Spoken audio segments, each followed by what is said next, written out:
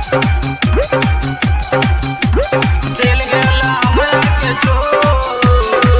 गे चोरी कोन चोरा पटेल चल गेला हमरा के चोर चल गेला हमरा के चोर चोरी कोन चोरा पटेल चल गेला हमरा के चोर। Presented by SK Music Support. चोरी के हमके तो कोचिंग से गईले चोरी के हमके तो कोचिंग से गईले सुन ले ना बतिया मोर गे चोरी कोन छोरा पटेल गे चोरी कोन छोरा पटेल चल गेला हमरा के चोर गे चोरी कोन छोरा पटेल चल गेला हमरा के चोर चोरी के हमके तो कोचिंग से गईले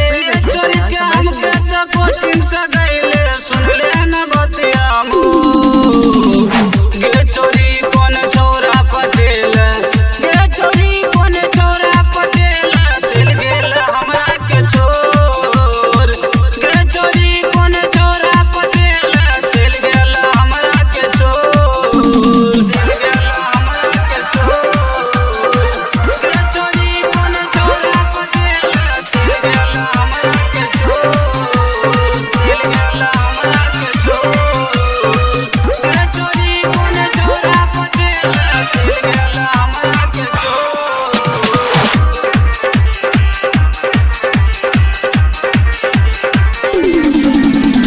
कोचिंग में मारे चबारा ऐसे टाइल चलेला चोरी लेला जियो के मोबाइल चलेला चोरी लेला जियो के मोबाइल कोचिंग में मारे चबारा ऐसे टाइल चल गेला चोरी लेला जियो के मोबाइल मेकअप करे के होटल आली लगाए के मेकअप करे के होटल आली लगाए के देखे में लगे सब जोर गे चोरी कोन छोरा पटेल गे चोरी कोन छोरा पटेल चल गेला हमरा के चोर गे चोरी कोन छोरा पटेल चल गेला हमरा के चोर चल गेला हमरा के चोर गे चोरी कोन छोरा पटेल चल गेला हमरा के चोर चल गेला हमरा के चोर।